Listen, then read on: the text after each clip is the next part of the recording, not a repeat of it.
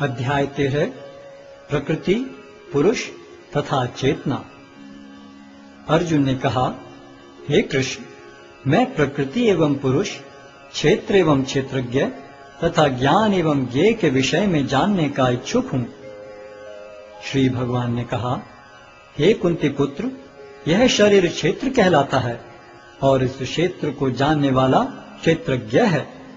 हे भरतवंशी, तुम्हें ज्ञात होना चाहिए कि मैं भी समस्त शरीरों में ज्ञाता भी हूं और इस शरीर तथा इसके ज्ञाता को जान लेना ज्ञान कहलाता है, ऐसा मेरा मत है।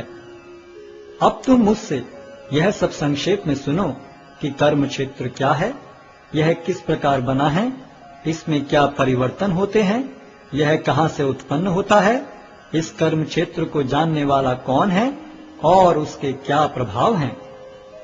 विभिन्न वैदिक ग्रंथों में विभिन्न ऋषियों ने कार्यकलापों के क्षेत्र तथा उन कार्यकलापों के ज्ञाता के ज्ञान का वर्णन किया है। इसे विशेष रूप से वेदांत सूत्र में कार्य कारण के समस्त तर्क समेत प्रस्तुत किया गया है।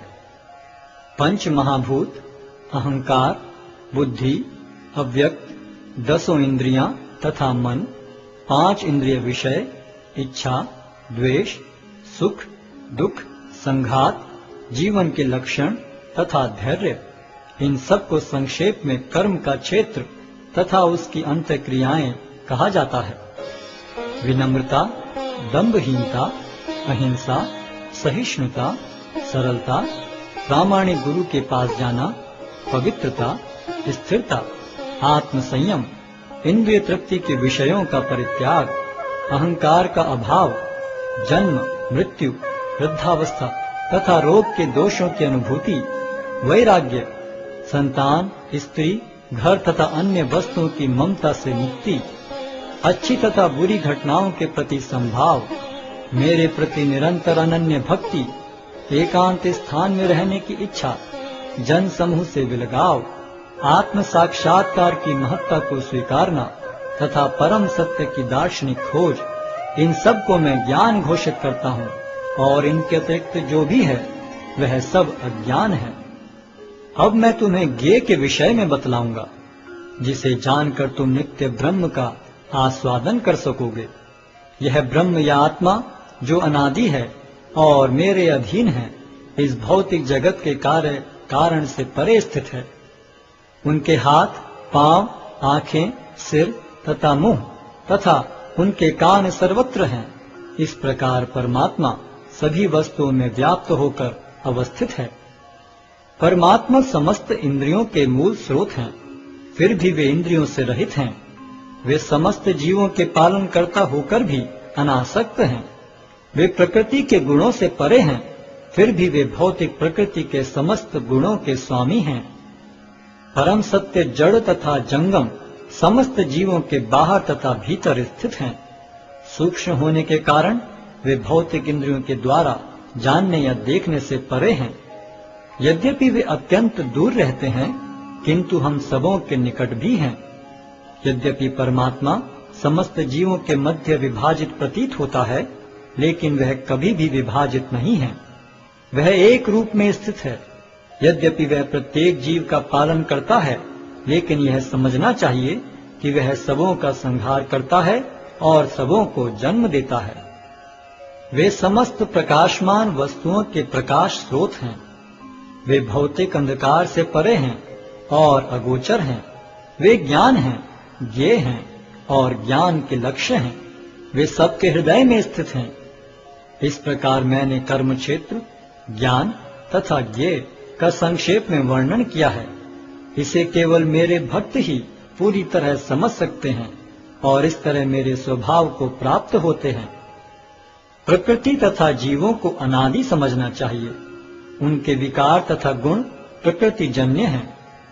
प्रकृति समस्त भौतिक कारणों तथा कार्यों की हेतु कही जाती है और जीव इस संसार में विविध सुख दुख के भोग का कारण कहा जाता है। इस प्रकार जीव प्रकृति के तीनों गुणों का भोग करता हुआ प्रकृति में ही जीवन बिताता है।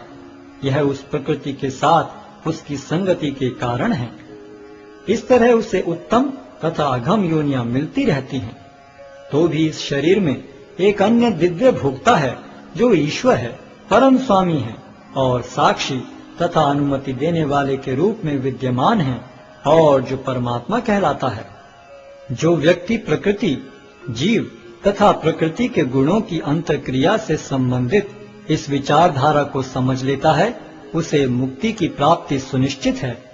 उसकी वर्तमान स्थिति चाहे जैसी हो, यहाँ पर उसका पुनर्जन्म नहीं होगा। कुछ लोग परमात्मा को ध्यान के द्वारा अपने भीतर देखते हैं, तो दूसरे लोग ज्ञान के अनुशीलन द्वारा, और कुछ ऐसे हैं जो निष्काम कर्म योग द्वारा देखते हैं। ऐसे भी लोग हैं जो यद्यपि आध्यात्मिक ज्ञान से अवगत नहीं होते, पर अन्यों से परम पुरुष के विषय में सुनकर उनकी पूजा करने लगते हैं। ये लोग भी प्रामाणिक पुरुषों से श्रवण करने की मनोवृत्ति होने के कारण जन्म तथा मृत्यु के पथ को पार कर जाते हैं। हे भरतवंशियों में श्रेष्ठ, यह जान लो कि चर तथा अचर जो भी तुम्हें अस्तित्व में दिख रहा है, वह कर्म क्षेत्र तथा क्षेत्र के ज्ञाता का संयोग मात्र है।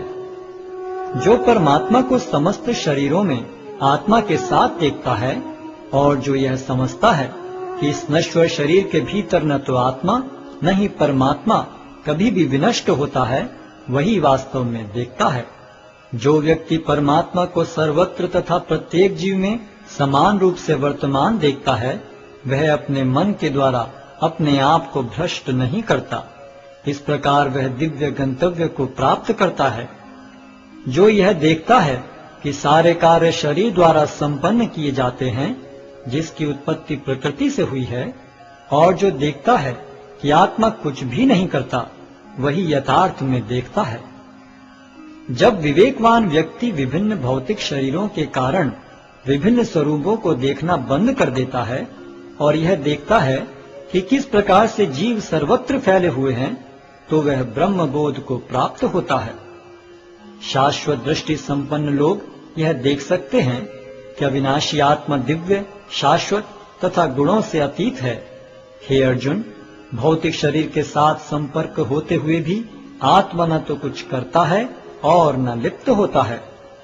यद्यपि आकाश सर्वव्यापी है, किंतु अपनी सूक्ष्म प्रकृति के कारण किसी वस्तु से लिप्त नहीं होता। इसी तरह ब्रह्म दृष्टि में स्थित आत्मा शरीर में स्थित रहते हुए भी शरीर से लिप्त नहीं होता।